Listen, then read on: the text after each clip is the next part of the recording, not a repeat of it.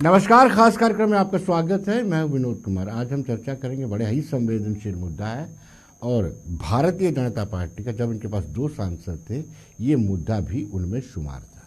राम मंदिर की बात करें, ट्रिपल तलाक की बात करें, 370-35 की बात करें और फिर उसके बाद आता है यूनिफॉर्म सिविल कोड। अब उत्तराखंड सरकार ने यूनिफॉर्म सिविल कोड विधानसभा में टेबल्ड कर दिया है और कुछ ही समय बाद इस पर मुहर भी लग जाएगी। और भारतीय जनता पार्टी चाहती भी यही थी, एनडीए की सरकार जो दिल्ली में, वो चाहती भी यही थी कि रफ्ता रफ्ता पूरे देश में यूनिफॉर्म सिविल कोड हो और इस यूनिफॉर्म सिविल कोड के तहत सबको एक समान अधिकार दिया जाए और सबको एक समान जो रिचुअल्स हैं, उनको, जो परंपरा है, उनको निभाने का अवसर दिया जाए। मैं आपको बताता हूँ प्रमुखता से क्या है। उत्तराखंड में यूसीसी बिल को लेकर के सियासी बवाल शुरू हो चुका है। बीजेपी नेताओं ने इसको सराहा है तो विपक्ष ने इसको सिरे से नकारा है। विधानसभा में यूसीसी बिल पर हो रही है तीखी बहस। विधानसभा से पास होने के बाद बिल लागू हो जाएगा। जल्द ही उत्तराखंड में लागू हो सकता है यूसीसी बिल, यानी यूनिफॉर्म सिविल कोड भी लागू हो सकता है। और उसके बाद आहिस्ता आहिस्ता रफ्ता बाकी स्टेट्स, महाराष्ट्र से भी इसकी डिमांड आ रही, राजस्थान से भी, बाकी राज्यों से भी डिमांड आ रही है कि वहाँ पर हो। इवन अगर हम लोकसभा की बात करें तो लोकसभा में भी ये चर्चाएं चल रही हैं कि यूनिफॉर्म सिविल कोड होना चाहिए। पहले हम अपने दर्शकों को बताते हैं कि मोटा बदलाव क्या आएगा। मोटा बदलाव इसमें यह आएगा कि मुस्लिम समुदाय को 4 शादी करने की छूट नहीं मिलेगी, बगैर तलाक के दूसरी शादी नहीं कर पाएंगे। सभी धर्मों में लड़की की आयु 18 और 21, लड़कों की 21 होनी चाहिए शादी के लिए, जो एवरेज एज है वो। बाल विवाह पर पूरी तरह से प्रतिबंध लगा दिया गया है। महिलाओं को पैतृक संपत्ति पर पूरा राइट होगा, जैसे लड़के को होता है वैसे ही लड़की को भी होगा। और शादी का पंजीकरण जरूरी है, यानी रजिस्ट्रेशन जरूरी है। हलाला और इज्जत पर रोक लगी। ये मुख्य बिंदु। पहले हम बताते हैं कि क्या कहा पुष्कर सिंह धामी, जिन्होंने पहला प्रयास किया है उत्तराखंड के मुख्यमंत्री और बाकी दीगर लोगों ने। आइए देखते क्या कहा उन्होंने। समान नागरिक संहिता उत्तराखंड विधेयक 2024 को प्रस्तावित करने हेतु सदन की अनुज्ञा चाहता हूँ। मैं कह सकता हूं कि सभी दृष्टि से ये यूसीसी पूरे लोगों के लिए, हम देवभूमि के लोग नहीं, पूरे देश के लिए ये नजीर बनेगा। और मुझे तो यहाँ तक जानकारी है कि दूसरे राज्य भी अब इस ओर अपना कदम बढ़ा रहे हैं। उत्तराखंड में भारतीय जनता पार्टी सरकार के मुखिया श्री पुष्कर सिंह धामी जी और उनकी पूरी सरकार को यूसीसी लाने के लिए बधाई देता हूँ। भारतीय जनता पार्टी ने धारा 370 हटाने का वादा किया, पूरा कर दिया। रामलला का भव्य मंदिर बनाने का वादा किया, पूरा कर दिया। यूसीसी लाने का वादा किया हुआ है देश की जनता से। भाजपा का विचार का मुद्दा है और आज उत्तराखंड यानी देवभूमि से शुरुआत हुई है। आने वाले समय में मुझे पूरा विश्वास है कि हमारी जो विचारधारा से जुड़े हुए विषय हैं वो आगे बढ़ेंगे। सर, वैसे जैसे नेता ये बात कहते हैं कि शरिया कानून पर फर्क पड़ेगा। यहाँ इस देश में हर व्यक्ति के लिए एक कानून होगा। हिंदू के लिए अलग, मुसलमान के लिए अलग, ईसाई के लिए अलग, ऐसा नहीं है। यह देश सबका साथ, सबका विकास, सबका सम्मान, सबको स्थान देते हुए आगे बढ़ रहा है। इस देश में 4 जातियां हैं, गरीब है, किसान है, युवा है, महिला है। और इससे अलग हट करके जो सोचने वाले हैं उनका राजनीतिक भविष्य खतरे में। वही चाहेंगे जो उत्तराखंड ने चाहा है। देवभूमि से शुरुआत हुई है और शौर्य और पराक्रम की भूमि है राजस्थान। हम लोग भी समान नागरिक संहिता के पक्ष में हैं और यह भारतीय जनसंघ से लेकर भारतीय जनता पार्टी के मूल में है। धारा 370 की समाप्ति, समान नागरिक संहिता। हम आपको बताते चलते हैं कि बिल से जुड़े अपडेट। 2 फरवरी को समिति ने मसौदा सरकार को सौंपा था। 4 फरवरी को यूनिफॉर्म सिविल कोड बिल को कैबिनेट ने मंजूरी दी थी। 6 फरवरी को, यानी 6 फेब को यूनिफॉर्म सिविल कोड बिल विधानसभा में पेश किया गया। अब बिल पर सदन में जोरदार चर्चा हो रही है। किसी भी समय पास हो सकता है बिल पास होने के बाद लागू कर देगी सरकार। यूजीसी बिल लागू करने वाला उत्तराखंड पहला राज्य होगा। चर्चा करेंगे हमारे साथ वीरेंद्र सिंह सोनू। अपने पैनलिस्ट से इंट्रोड्यूस करवा दूं। हमारे साथ वीरेंद्र सिंह सोनू, पीपल्स डेमोक्रेटिक पार्टी के नेता हैं, प्रवक्ता भी हैं और फायर ब्रांड नेता भी हैं। और उसके साथ नम्रता शर्मा, जनरल सेक्रेटरी मीडिया, आपका स्वागत है। और प्रमोद कपाही, भारतीय जनता पार्टी के बड़े नेता हैं। कपाही साहब, आप मंदिर मस्जिद से कब बाहर निकलेंगे? आप हिंदू मुस्लिम से कब बाहर निकलेंगे? गीता कुरान से कब बाहर निकलेंगे? चुनाव से ठीक पहले आपने पुष्कर सिंह धामी के कंधे पर बंदूक रख करके uniform civil code bill almost pass करवा दिया। मनोज जी नमस्कार। पहले तो मैं ये कहूँगा कि आपने ये जो हम पे आरोप लगाए, तोहमत ये आरोप ठीक नहीं है। हम पूरे समाज में सबको साथ लेके चलते हैं, ये बताने की जरूरत नहीं है, दर्शाते हैं। और सबसे बड़ी बात यह है कि जो बाकी पार्टियां पीछे कार्य करती थी वो इलेक्शन के दौरान पे वादे करती थी लेकिन बाद में भूल जाती थी। भारतीय जनता पार्टी जो कहती है वो करके दिखाती है। अगर उसने कहा 370 हटेगा तो 370 हटा, अगर उसने कहा 35 से हटेगी 35 से हटी। अगर भारतीय जनता पार्टी के शीर्ष नेतृत्व ने कहा कि हम जहां राम मंदिर बनेगा, जो 500 साल टेंट में राम जी रहे, हमारे मर्यादा पुरुषोत्तम राम जी, और जिसे पूरा भारत ही नहीं पूरे विश्व में उनकी मानता है और सब उनको मर्यादा पुरुषोत्तम राम मानते हैं, भगवान मानते हैं, उनको 500 साल टेंट में इंतज़ार करना पड़ा क्योंकि सरकारें पहले भी रही और भारत की सरकारें रही, चाहे किसी भी संगठन की रही, किसी भी पार्टी की रही, लेकिन उन्होंने ये कार्य नहीं किया। ये भारतीय जनता पार्टी ने किया क्योंकि उन्होंने बोला था जी।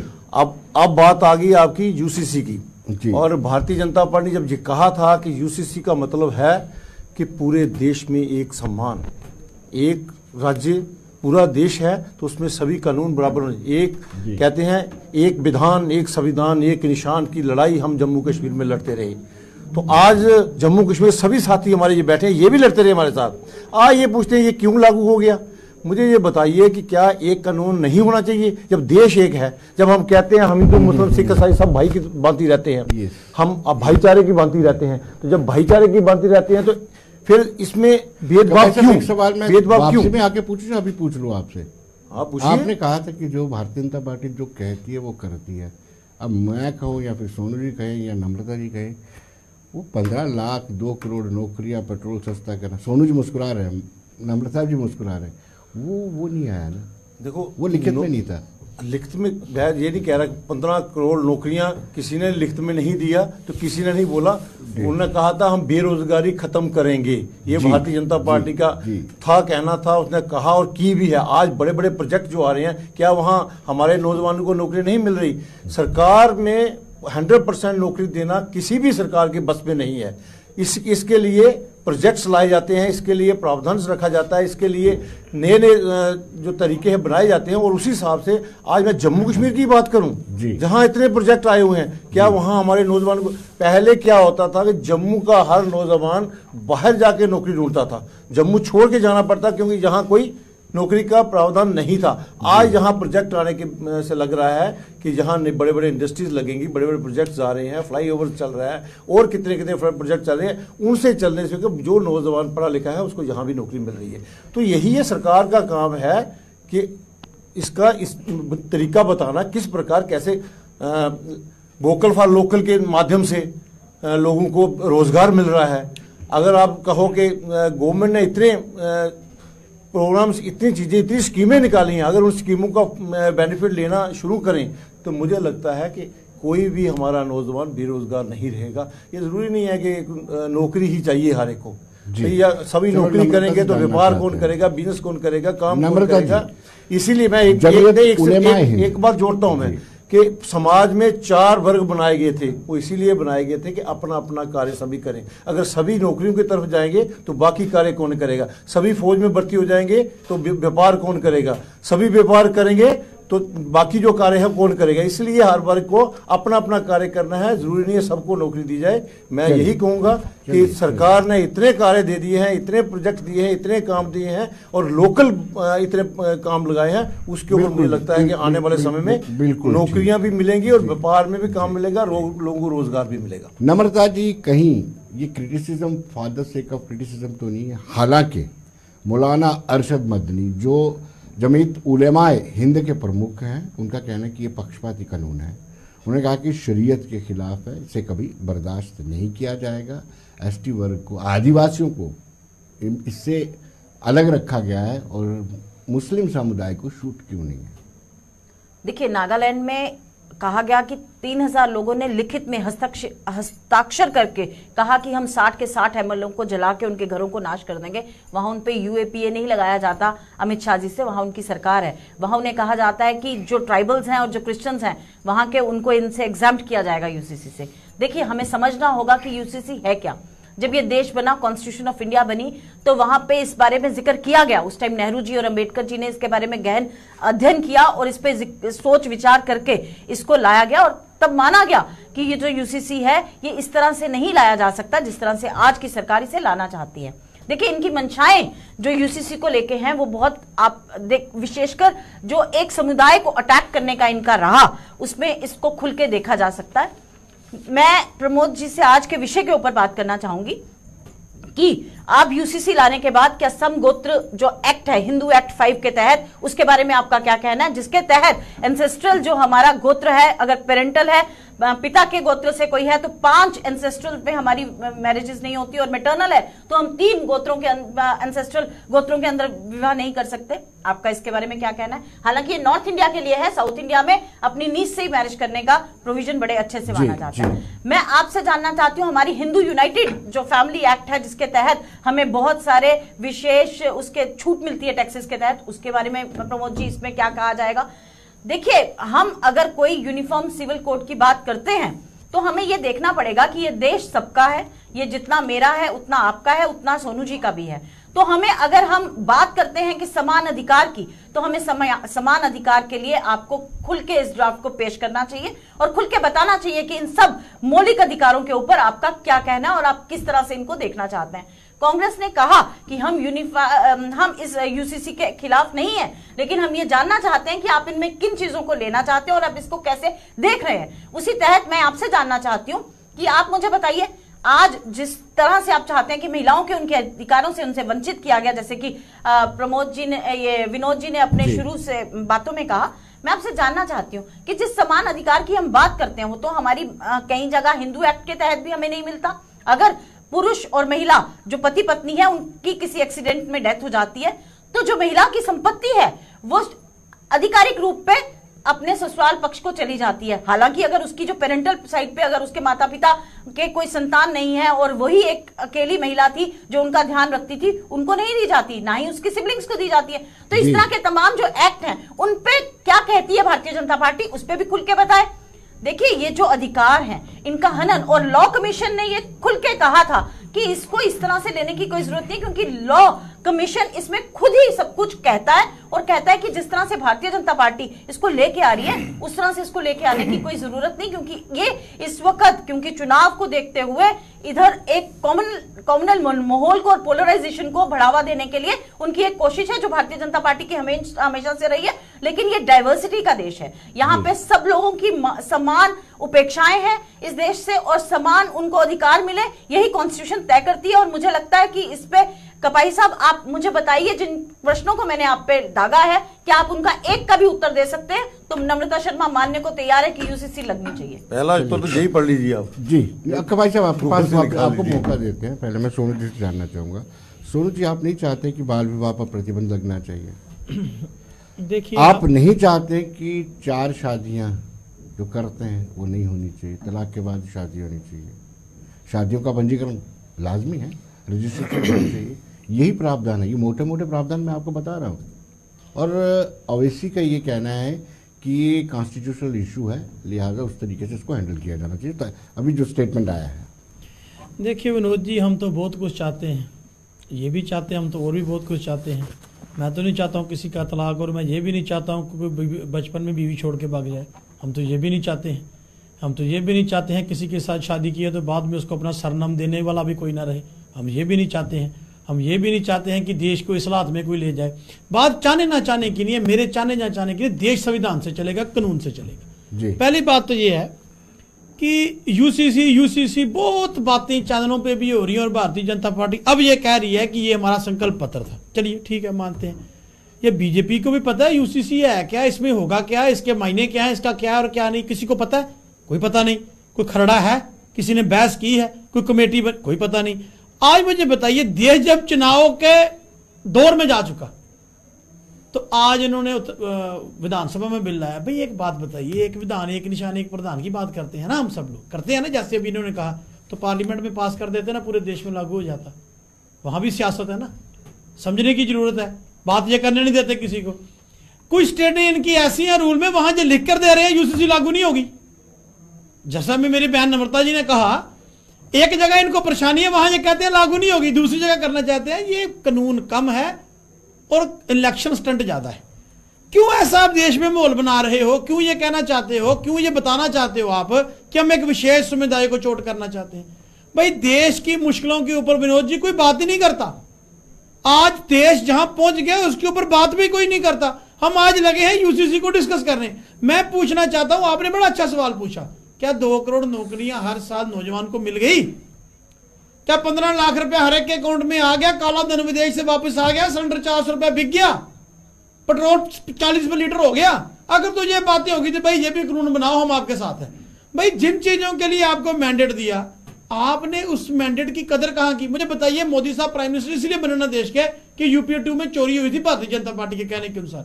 देश ने इतना बड़ा मैंडेट दिया, अब इन्होंने ये खुद ही कह दिया हमने कहीं लिख के नहीं दिया। ओ आप तो लिख के भी मुकर गए हो।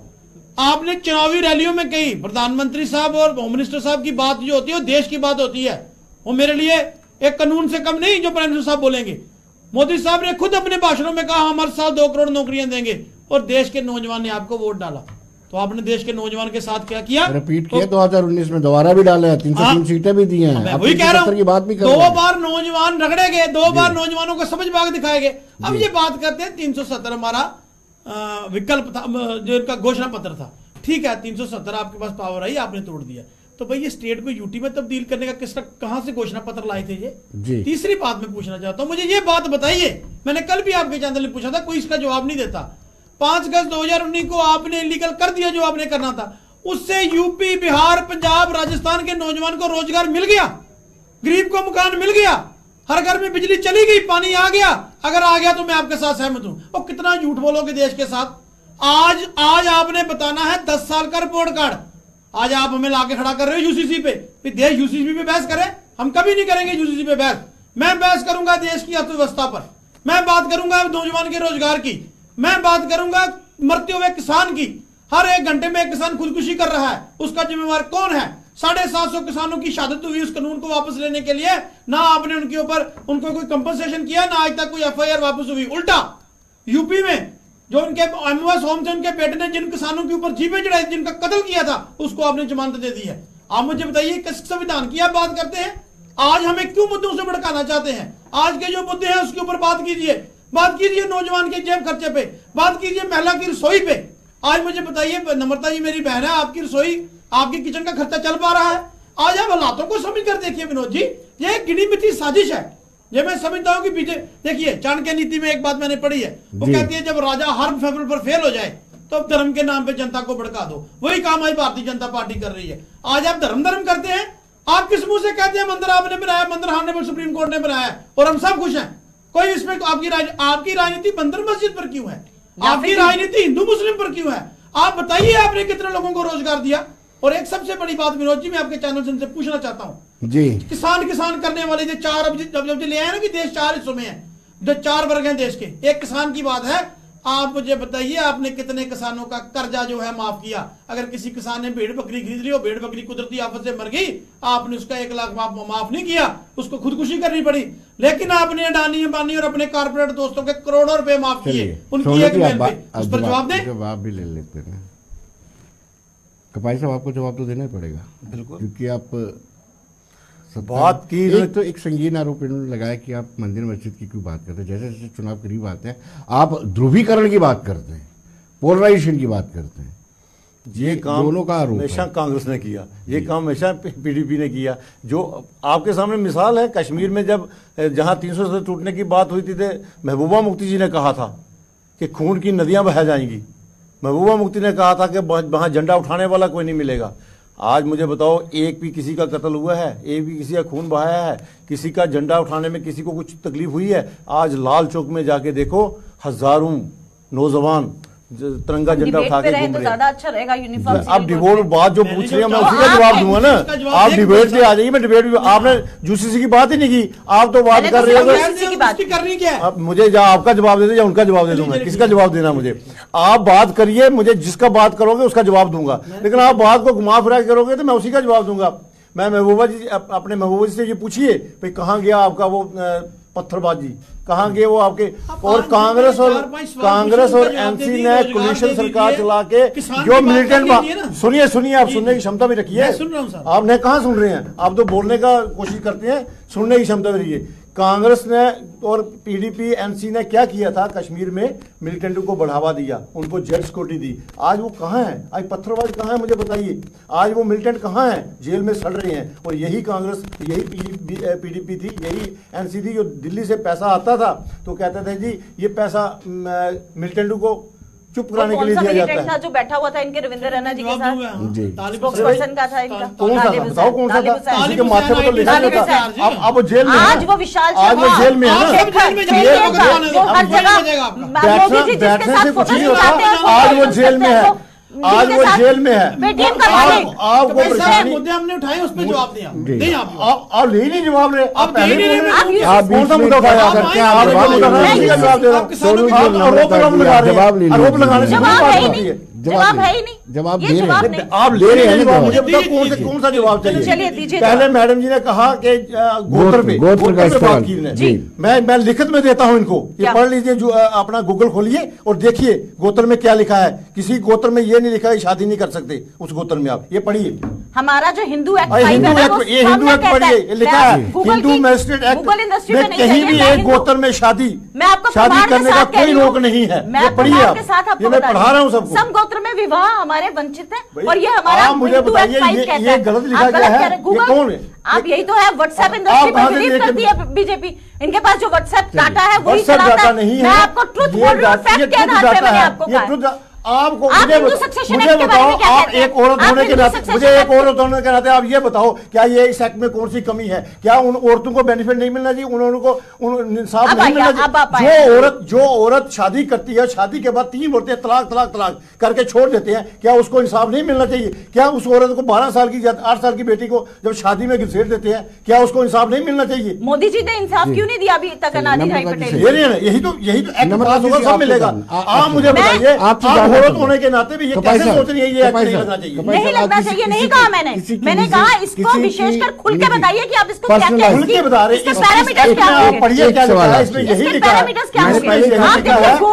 गोवा में बालिका की शादी नहीं होती, गोवा में ऑलरेडी है गोवा फैमिली, ये लिखा है। क्या है वो? ये लिखा है, वो ये कहता है कि अगर 30 वर्ष की आयु तक भी एक महिला, अगर एक पुरुष बच्चा नहीं दे पाती तो उसका दूसरा विवाह किया जा सकता है। क्या हम उसको अमेंड कर सकते हैं?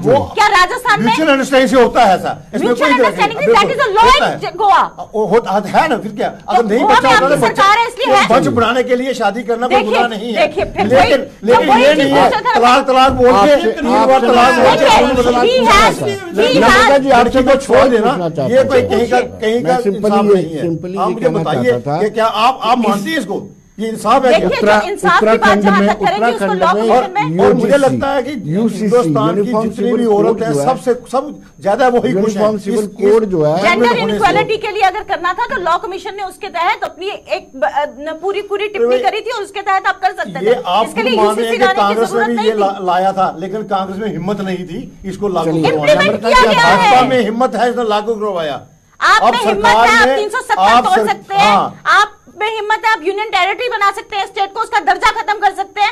आप 6 जो कमीशन जिसके लिए आज सड़कों पे है लद्दाख के नागरिक, जिसके लिए झारखंड कहता है कि हमें नहीं मानना इसको 6 शेड्यूल के तहत, लेकिन वहां आप इसको कहते हैं कि हम बात करेंगे। सोनू जी ये विरोध जहां आपकी सरकारें हैं अपीस कर वहां रहे आप अपीस करते हैं लोगों को। किसी को अपीस करने के लिए विरोध है या इनकी नीतियां है कि किसी को अपनी बात रखने में तो कोई कठिनाई नहीं होनी चाहिए। ऐसा नहीं है। अब मुझे बताओ रिफॉर्म से जरूरी नहीं है, ये रिफॉर्म से जरूरी नहीं, आपको नहीं लगता है कि बाल विवाह नहीं? मुझे बताओ, बताइए नेहरू जी ने जब भाई साहब आपका वक्त आएगा, आपको नेहरू जी ने जब सत्ता संभाली तो उन्होंने पूरे हिंदुस्तान में जितने राजवाड़े थे उनकी सियासतों में बोला कि मैं खुद अपने उनको बोल दिया, जो अपना रक्षा मंत्री था उसको बोला कि आप इसका देखो, लेकिन जम्मू कश्मीर के लिए नेहरू जी ने बोला चलिए आप आपसे मतलब की बात पूछी थी मैंने कि आप नहीं चाहते रिफॉर्म्स हो, जो समाज है उसमें सुधार नहीं होना चाहिए, और सुधार की गुंजाइश हमेशा रहती है। देखिए ऐसे है कि जो आपने सबसे पहले मेरे से सवाल पूछा था, मैंने आप क्या चाहते हैं, मैंने आपको बताया था मैं चाहता हूं सबके साथ इंसाफ हो। अब मैं चाहता हूं कि आप नहीं चाहते कि समाज में सुधार हो। क्यों नहीं चाहते हैं? सुधार हो तो चाहते हैं। इसमें गलत क्या है ये बताइए मुझे। मैं सुन तो लो मेरे भाई, सुनना क्या, आप सुनने वाली बात ही नहीं करते। नहीं, आप सुनना नहीं चाहते। सुनना मैंने ये कह दिया कि यूसीसी आप लाइए, आप मानते भी हैं और फिर आप करना नहीं चाहते। सुनिए ना कपाई साहब, क्यों फ्रस्ट्रेट है इतना? सुनो तो लीजिए, आप हो गए, मैं तो हंस रहा हूँ, आप क्यों फ्रस्ट्रेट है इतना? आप खुद ही फ्रस्ट्रेट थे। मैं बात करने लगा, आपने बोलना शुरू कर दिया। बोलना शुरू कर आपका बड़ा तजर्बा है, आप कारपोरेटर भी हैं, पुराने नेता है। देखिए ऐसे है, मैंने पहले कहा सारे मसले का तो पार्लियामेंट में हो जाना था, जगह जगह असेंबली में क्यों जाना चाहते हो? वजह है ना, आप पॉलिटिक्स करना चाहते हो। मैं कहता हूं कीजिए सुधार, सुधार पे सियासत मत कीजिए। आप किसी धर्म विशेष को टारगेट मत बनाइए। देश के लिए सब स्टेटों को कहते हैं ये लागू होना चाहिए। तो लीजिए, सुनो, सब स्टेटों को कह रहे हैं। अगर आप सब स्टेटों में कहते हो तो पार्लियामेंट से बड़ी पावर कौन सी है भाई? क्यों नहीं कराया? क्यों नहीं कराया? बिल्कुल नहीं, ऐसा कोई स्टेटों में लागू करने के लिए रजामंदी चाहिए। स्टेटों में लागू करने के लिए स्टेटों में रजामंदी चाहिए, ऐसा नहीं होता। हर स्टेट में रजामंदी चाहिए। 15 साल से कम होता है, जहाँ पे आज भी पंचायत आप यह कानून लागू कर सकते हैं क्या? बिल्कुल करेंगे, हर जगह लागू होगा, पूरे देश में लागू होगा। जहाँ आपकी सरकारें हैं वहाँ अपने अपने पूरे देश में लागू होगा। आप देख रहे होंगे, प्राथमिकताएं कभी भी बेरोजगारी को करना नहीं है, आपकी प्राथमिकताएं कभी भी महंगाई के ऊपर बात करना नहीं है। महंगाई की बात करते हैं, जब आपकी सरकार की एक लेबर वाले को 300 रुपए दिहाड़ी मिलती थी, आज लेबर वाले को 800 रुपए दिहाड़ी मिल रही है। कौन सी महंगाई की बात कर रही है? जो हमारा, मुझे बताइए 300 रुपए की गुजारा होता था क्या उस वक्त? आज 800 रुपए लेबर वाला दे रहा है। कौन सा मिनिमम वेजेस एक्ट आपने अभी तक लागू किया है? अभी तक तो आप, वो जो आपका एक्ट था 250 रुपए वाला एक्ट था, अब हम हमारे टाइम में 800 रुपए लेबर वाला ले रहा है। ऐसी बात नहीं है। लेबर किसान को 6,000 रुपए घर बैठे मिल रहा है। जवाब दे दूं, ऐसा नहीं है। आप लोगों ने दिया क्या आज तक? 200 रुपए आपने पेंशन दे दी, 1000 रुपए पेंशन दे दी। भाई साहब ऐसे मैस क्रिएट होगा, आप जवाब ले लीजिए, जवाब ले लीजिए। मजे से डिबेट होनी चाहिए जिसके कुछ आउटकम्स भी निकले। हम आपस में फिर बात नहीं चाहता हूँ, लेकिन ये सुनिए भाई साहब, सुनिए तो इधर उधर की ना बात कर, बता दे काफिला लुटा क्यों? मुझे राजनों से गिला नहीं, तेरी रहबरी का सवाल है। बात ऐसी है, हम किसी कानून के खिलाफ नहीं, हम नहीं जाते हैं, लेकिन हम आपकी मंशा के खिलाफ है, आपकी सियासत के खिलाफ है। आप कानून नहीं पढ़ा रहे हो, आपकी एक मंशा है, चुनावी स्टंट बना रहे हो। अब आप सुन लीजिए, फिर मैं बात करता हूं कि कैसे है भाई। मैं कहता हूं कि मैंने पहले भी कहा कि बहुत सारी स्टेटें ऐसी जहां ये रूल कर रहे हैं, वहां के लोग नहीं मानते यूसीसी के लिए, कि वहां परेशानी खड़ी नहीं करनी। हर स्टेट में लागू होगा ये, जब कानून पास होगा सब स्टेटों में। आपको परेशानी क्या है भाई साहब? बात सुनने में तंगी क्या है? कहां परेशानी यही है कि आप गलत दिशा में जाते हैं। आप गलत दिशा में जा रहे हैं, आप सही दिशा में आगे बात आप अपने वक्त पर आप गलत दिशा में जाइए। आप गलत, मुझे एक बात का जवाब दीजिए, क्या आप चाहते हैं ये बिल पास ना हो? आप मुझे बताइए, आप चाहते हैं ये बिल पास ना हो? आप चाहते हैं कि हमारी बहनों हमारी बेटियों के साथ इंसाफ ना हो? भाई साहब, आप चाहते हैं देश में कानून बने? बिल्कुल, हम चाहिए प्राइम मिनिस्टर साहब के पास रुकिए, पार्लियामेंट में कानून लाएं। हो जाएगा। कब आप सियासत करना चाहते हो? आप सियासत करना चाहते हो? में ये लागू होगा, आप हर एक स्टेट में लागू होगा, हर एक स्टेट में लागू होगा। आपकी सियासत कोई मंजूर नहीं करेगा आपकी। अब सुनिए, मैं बता, आपने बात की किसान की, नर्मदा जी अपने नेता को संभालिए। सोनू जी, नम्रता जी और कपाई जी डिबेट ऐसे चलेगी, ऐसी डिबेट चलेगी, मजाक उड़ा रहे हैं, सुनने वाले आपका मजाक उड़ाएंगे, आपके कद का आंकलन करेंगे कि आप कितने बड़े एक कार्यकर्ता को आप कुत्ते की भांति भौंकने का जवाब देते हैं। क्या यही संस्था यही सिखाता है? चलिए, आप संगठन में डिबेट करिए, मैंने सुना। अब आपको क्या उत्तर चाहिए मुझे नहीं पता, लेकिन जो मैं प्रश्न आज की डिबेट के ऊपर पूछ रही हूँ, कार्यकर्ता समाज की रीढ़ की हड्डी होता है, किसी संगठन की रीढ़ की हड्डी होता है। उस कार्यकर्ता को डॉग बना दोगे आप, डॉग वॉच की तरह काम करना, ताकि बीजेपी के ऊपर चेक एंड बैलेंसेस रखे जाए। कौन सी बुरी बात है? बोलने का लहजा क्या था? लोकसभा के अंदर वादा करते हुए मोदी जी ने क्या कहा? उसको डॉग बनाना या उसको भूखने वाला कुत्ता बनाना ये संविधान में नहीं लिखा है। जब उनके ऊपर अकाली दल पे प्रश्न आया, जब प्रश्न आया आप समझिए इस बात को, एक बार भी हम को बता देते हैं मेजर अपडेट बना है, बता देते हैं मेजर अपडेट क्या है। ये कहना ठीक नहीं है। मैं कहूंगा आपकी टीम से कि वो ग्राफिक्स ऑन गलत बात बताएं कि मेजर अपडेट्स क्या हैं। 2 फरवरी को समिति ने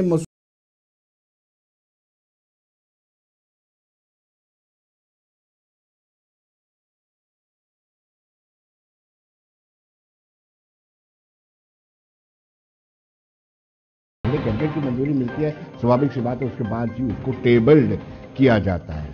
6 फरवरी को यूनिफॉर्म सिविल कोड बिल जो है विधानसभा में पेश किया गया, जिस पर चर्चा आज हो रही है और कभी भी पास हो सकता है। अब बिल पर सदन में गहन चर्चा हो रही है, विरोध भी हो रहा है और कुछ इसके पक्ष में भी बोल रहे हैं। किसी भी समय पास हो सकते हैं, जैसे मैंने शुरुआत में ही कहा कि कभी भी बिल पास हो सकता है और बिल पास होने के बाद सरकार इसको लागू कर देगी। 6 फरवरी को यूनिफॉर्म सिविल कोड का बिल पेश किया गया। बिल को सदन में बहस चल रही है, किसी भी समय बिल पास हो सकता है। बिल पास होने के बाद लागू करेगी सरकार, स्वाभाविक सी बात है।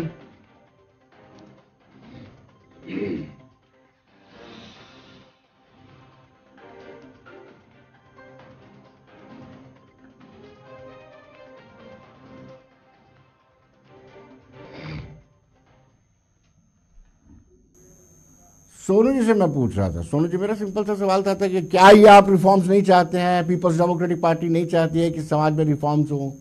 हालांकि ये बात आपकी ठीक है कि सभी धर्मों को कॉन्फिडेंस में लेकर के इस तरह के कानून बनने चाहिए, क्योंकि शुरुआत में ही कहा था मैंने ये जो टॉपिक है बड़ा सेंसिटिव है, लेकिन आप नहीं चाहते रिफॉर्म्स हो। 4 तलाक चाहते हैं आप, 4 शादियां चाहते हैं। देखिए विनोद जी, मैंने पहले भी कहा है कि हम किसी के इंसाफ के खिलाफ नहीं है, लेकिन इनकी मंशा के खिलाफ है। जी मैंने पहले भी कहा है कि अगर आप कोई ऐसा कदम उठा रहे हैं, कोई बात कर रहे हैं, तो सबको कॉन्फ्रेंस में ले लेना चाहिए। चलिए एक वो बात होगी। दूसरी बात यह है कि इस कानून को इस तरह से क्यों पेश किया जा रहा है कि देश पर ये आपकी परेशानी है, तो भाई साहब आप खुद ही बोलिए, फिर आप ही बोले, आप अपने स्वागत करिए कि उसने ये बिल लाया, हिम्मत की, ये बिल पास हो रहा है, हम मुबारकबाद देते हैं भाई साहब, हम वेलकम करते हैं, मुबारकबाद। मैं चाहूंगा कि भाई साहब और नम्रता जी की वॉल्यूम जो है बंद कर दी जाए, किसी को भी आपके हाथ लगाने की अब भाई साहब की वॉल्यूम बंद कर दी जाए। ऐसे डिबेट नहीं होती है कि भाई साहब आप सीधे आदमी हैं, हर एक को अपनी अपनी बात कहने का हक है। आप डिबेट पे किसी को बात नहीं करते थे, पार्लियामेंट में क्या करते होगे आप? मैं ये कहता हूं कि हम इनकी मंशा के खिलाफ हैं, इनकी मंशा के खिलाफ, इंटेंशन के खिलाफ है। ये 2 धर्मों को बांटना क्यों चाहते हैं? देश जिन मुद्दों से गुजर रहा है उसकी बात ये करना नहीं चाहते विनोद जी। आज देश की जनता देख रही है डिबेटों में क्या क्या हाल कर रहे हैं। आपने शुरुआत में कहा, हम भी कहते हैं कि आप चुनावी वर्ष में जा रहे हैं, 1 महीने के बाद देश में चुनाव है, कभी भी लग सकता है, कोड ऑफ कंडक्ट लग सकता है जी। आपने बताना है आपका 10 साल का रिपोर्ट कार्ड क्या है। क्या करूंगा मैं यूसीसी लेके? यहां गोत्र की बात चली, मेरी यह गोत्र है कि मैं हिंदुस्तानी हूं, मेरी यह चिंता है कि मेरे नौजवान को रोजगार मिलेगा कि नहीं मिलेगा जी। मैं टैक्स पेयर के पैसे के साथ खिलवाड़ कर रहा हूं। मैं अपने जो हमारे जोटीदार हैं, जो सरकारें गिराने में हमारी मदद करते हैं, मैं उनका टैक्स वेव ऑफ कर रहा हूं। मैंने इनसे सवाल पूछा, भैया आप बताइए आपने किसानों का कर्जा कितना माफ किया? उस पर ये बात नहीं करते। आपने फिर यही प्रश्न अपने वक्त में बोलिए अपने वक्त में, आपने कितने नौजवान को रोजगार दिया? ये नहीं बताएंगे। इनकी 3 बातें हैं, मंदिर मस्जिद, राम कुरान और पाकिस्तान जी। नौजवान की बात ये नहीं करते, किसान की बात ये नहीं करते, महंगाई की बात ये नहीं करते, करप्शन की बात ये नहीं करते। अब मैं आपसे 2-3 चीजें मैं आपका ध्यान देश का यहां लाना चाहता हूं। एक तरफ से देश में जमहूरियत को खतरा है, संविधान को भी खतरा है। जो चंडीगढ़ में हुआ, आपके सामने चीफ जस्टिस ऑफ इंडिया क्या कह रहे हैं, उनकी बात आज मुझे सरकार सुन रही है कि नहीं सुन रही? आज मुझे बताइए, सरकार लोग कांग्रेस की बनाते हैं, तोड़ के बीजेपी की बना लेते हैं। कौन लोग इनकी मदद करते हैं? जिनका ये टैक्स, जिनका ये कर्जा माफ करते हैं। आपने हजारों करोड़ रुपया पूंजीपतियों का माफ कर दिया, तो किसान इसलिए खुदकुशी कर गया है, गरीब देहात का रहने वाला, कि उसने भैंस खरीदी थी, उसका 50,000 नहीं दे पाया, बैंक वाला उसको कहता तेरी मैं झुकी नीलाम करूंगा जहां तू रहता है। वो बेचारा दवाई पीकर या पंखे से लटक के अपनी जान दे गया। उसका जिम्मेवार कौन है? बात तो उसकी कर रही है, आपकी हर बात में अडानी अंबानी होते हैं, कारपोरेट घराने होते हैं। भाई मैं ये कहता हूं, आप नौजवान की बात कीजिए, आप किसान की बात कीजिए, आप महिला शक्तिकरण की बात कीजिए, आप यूसीसी को चुनावी मुद्दा क्यों बनाना चाहते हैं? आपके पास वक्त था, 10 साल आपने राज के, कभी भी पास कर देते। अगर आप वाकया किसी को इंसाफ देना चाहते हैं तो सबसे पहले क्या ये लोग इंसाफ के लिए नहीं है? आप इंसाफ दीजिए ना, आप हिंदू मुस्लिम मत कीजिए। ये देश मेरा सबका है। हमारे पूर्वजों ने जंग, जब विनोद जी एक बात है, जब आजादी के लिए जंग लड़ी जा रही थी तब किसी ने पूछा था ये कौन है, इसकी जात क्या है? तब सब लोग साथ आए थे। क्यों? क्योंकि ये हिंदुस्तान हमारा मुल्क है। लेकिन आप क्या करना चाहते हो? आप धर्म विशेष में बांटना चाहते हो। आप मुद्दों पर बात, मैं आपसे भी कहता हूं, श्रीलंका ने भी धर्म के नाम का डंका बजाया था, पाकिस्तान में भी एक धर्म का मुल्क है। देख ली रात क्या है, हमारी सबसे बड़ी ताकत हमारा सेकुलरिज्म है, हम सबका देश है। पर इसको जितना बढ़ाओगे उतना अच्छा रहोगे। हम तो ये कहना चाहते हैं। आपके पास आने से पहले मैं नम्रता जी से सभ्य तरीके से सवाल पूछूं। नम्रता जी ने मुझे डिबेट शुरू होने से पहले कहा था कि आज शाहबानो का जिक्र जरूर करोगे, लेकिन हम जम्मू कश्मीर के परिप्रेक्ष्य में ही देख लेते हैं। आपके पास हुकूमत थी, आपने कभी वेस्ट पाकिस्तानी चीज़ों को राइट किया, आपने वाल्मीकि समाज को राइट किया, आपने अपनी महिलाओं को, बच्चियों को जिनकी शादी दूसरे स्टेट में हो सकती थी, आपने राइट दिया। आप चाहते तो दे सकते थे। तो अगर शाहबानो का केस करूं तो 73 वर्ष की उस शाहबानो को सिर्फ गुजारा भत्ता उसने मांगा था, सुप्रीम कोर्ट ने दे भी दिया था, लेकिन आप कुछ चुनाव हारे और 1986 में आपने यू टर्न ले लिया और कहा कि मुस्लिम पर्सनल लॉ बोर्ड को खुश करना है। देखिए, शाहबानो की बात हमेशा से आप उसको काट दीजिए, आप उसको काट दीजिए, आप बाद में किस समाज पे आ जाइए। मैं आज उसी पे आपसे बात करना चाहती हूँ। चलिए, आप शाहबानो पे आप कहते हैं कि कांग्रेस ने ये कर दिया वो कर दिया, मैं उसके बाद पे आना चाहती हूँ। शाहबानो भी एक मोहम्मदन लेडी थी। डैनियल लतीफी जिसने उनका केस लड़ा वो भी एक मोहम्मदन थे। उन्होंने इसमें 21वीं लॉ जो उन्होंने दिया उसके तहत उन्होंने कहा कि इसको भी दिहाड़ी भत्ता उसी तरह से मिला जाएगा। एक ठीक है, कोर्ट का फैसला ठीक है, मान्य, मेरी बात सुनिए ना। आज एक मुस्लिम लेडी को भी उसी तरह से भत्ता मिल रहा है जिस तरह से एक हिंदू लेडी को मिलता है। उन्होंने कहा 3 महीने के अंदर वो पूरा नहीं दे सकता, अगर उसको एनॉमली, तो वो उसको डिवाइड करके पूरे लाइफ लॉन्ग उसको डिस्ट्रीब्यूट कर सकता है और उसकी इंस्टॉलमेंट्स में उसको पे कर सकता है। देखिए, मंशा सिर्फ एक मुस्लिम लेडी या हिंदू लेडी को उसका हक देने की नहीं है। यहाँ पे इनकी भारतीय जनता पार्टी की मंशाओं पे ही तो प्रश्न है। आप, मैंने अभी पूछा था इनसे खाप पंचायत के ऊपर, इनका क्या रहेगा उस पर। आज जो हम बातें करते हैं, आज जिस तरह से सोनू जी ने बड़े विस्तार पूर्वक कहा कि ध्यान होना चाहिए था आज देश का बेरोजगारी के ऊपर, जो एक ज्वलंत मुद्दा है।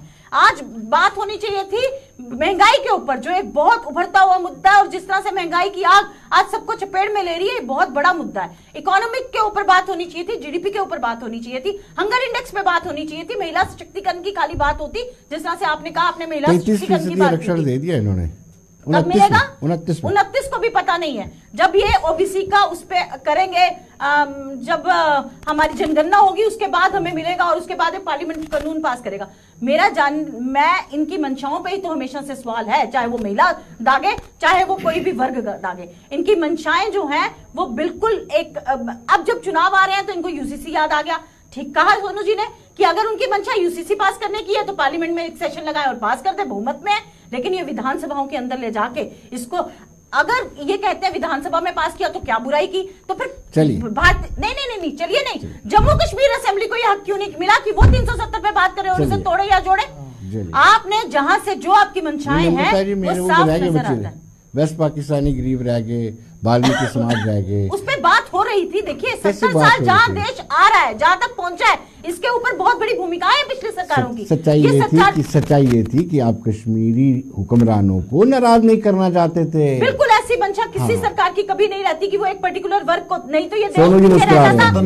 ये 370 तोड़ना हमारा उस तरह से कभी चुनावी मुद्दा नहीं रहा कि हमने 370 को तोड़ देना है। और ना ही हमने घिस जाएगा, किसान देखिए, नेहरू जी की आप लेके आते हैं, आपको पता होना चाहिए, जिन पटेल जी की आपने बड़ी बड़ी मूर्ति लगाई है ना, उन्होंने सिग्नेचर किया था 370 पे। लेकिन आप नेहरू स्टेट से बाहर कर दिया गया था, जम्मू कश्मीर स्टेट का फैसला उन्होंने नहीं किया। देखिए, नेहरू जी बाकी स्टेट है उसको, सारा मसौदा खराब हो जाता है, सारा मसौदा खराब हो जाता है। चलिए, आज भी जिस तरह से लोकसभा के अंदर मोदी जी को डरते हुए नजर आए, स्वर्गीय प्रधानमंत्री, क्योंकि वो पढ़े लिखे थे और एक विजन वाले थे, तो एक अनपढ़ प्रधानमंत्री का उनसे डरना तय है। चलिए मंशाओं, देखिए कपाई साहब, भारतीय जनता पार्टी और यूनियन गवर्नमेंट की मंशाओं पर संदेह है विपक्ष को।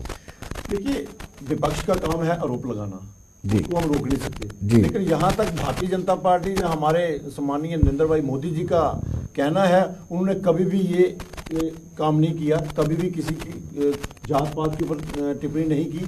उनका काम था सभी समाज को सबका साथ, सबका विकास, सबका प्रयास और सबका विश्वास लेके चलना। वही उसी नीति पर वो काम कर रहे हैं। उन्होंने हमेशा कहा था कि मैं एज ए प्राइम मिनिस्टर नहीं, मैं एक सेवक के रूप में काम करूंगा, उसी नीति में काम कर रहे हैं। उन्होंने कहा था किसी गरीब का जो पिछली पंक्ति में बैठा हो उसका ध्यान रखा जाएगा, उन्होंने उसी दृष्टि पर काम किया है। आज अगर ओबीसी को उसका कोटा मिल रहा है तो इसी दृष्टि में मिल रहा है कि वो पिछड़ा हुआ वर्ग था, उनको भी मिल रहा है। आज महिलाओं को 33% की बात हुई है, तो 70 साल में ये जितनी मर्जी डींगे हाँके, इनसे नहीं हो पाई बात। भारतीय जनता पार्टी ने, हमारे प्रधानमंत्री, लेकिन सवाल ये उठता है कि भाई साहब, आप कहते हैं कि बड़ी डिसिप्लिन पार्टी है, लोकतंत्र पे विश्वास करती है, और आपने जो चंडीगढ़ में किया, जो मध्य प्रदेश में किया, जो महाराष्ट्र में किया, वो क्या था? मुझे बताओ क्या किया? ये तो एक चंडीगढ़ में मुझे लगता है एक राजनीतिक पार्टी है और एक पॉलिटिक्स होने के नाते ये चीजें तो हर संगठन में होती हैं, हर पार्टी में होती हैं। आपसे नहीं उम्मीद थी। हर से होती है।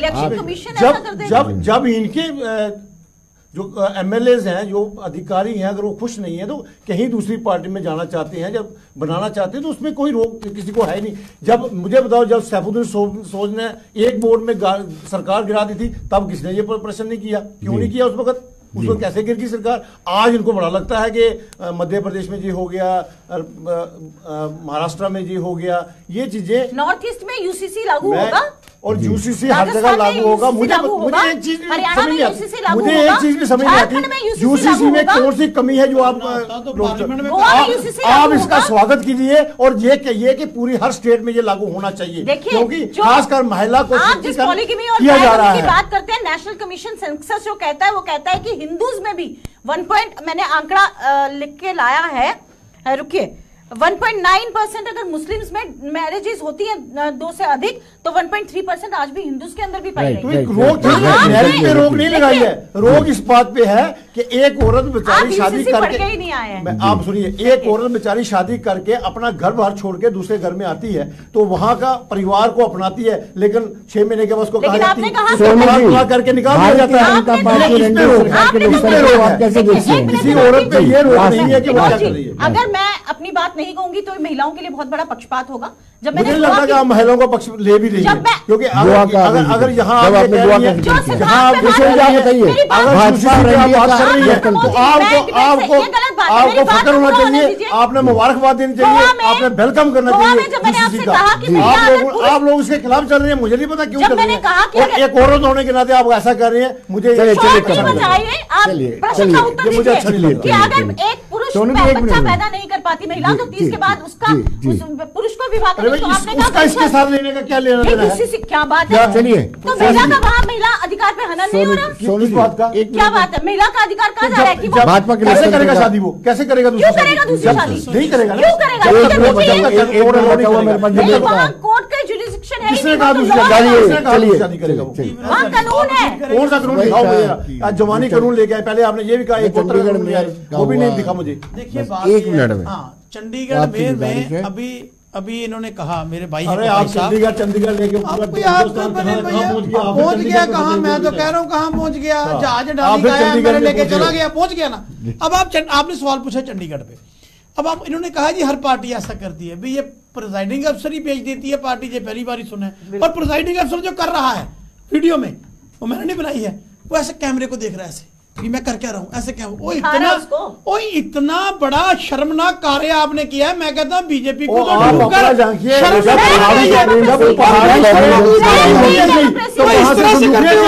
आपने चुनी आपके सामने आएगी। आप कौन सी बात करते हैं? नम्रता जी, आपका बहुत बहुत शुक्रिया। कपाई साहब बड़े गुस्से में थे, कपाई साहब की बहुत बहुत शुक्रिया। लेकिन दर्शकों, मामला संवेदनशील है और मुझे लगता है कि जिस तरीके से अब उत्तराखंड में थोड़ी ही देर बाद यूनिफॉर्म सिविल कोड लागू हो जाएगा, वैसे ही समूचे देश के बाकी राज्य भी इस तरह का प्रयास करेंगे। तो दर्शकों, बने रहिए देश दुनिया की खबरों के लिए और मुझे दीजिए इजाजत। नमस्कार।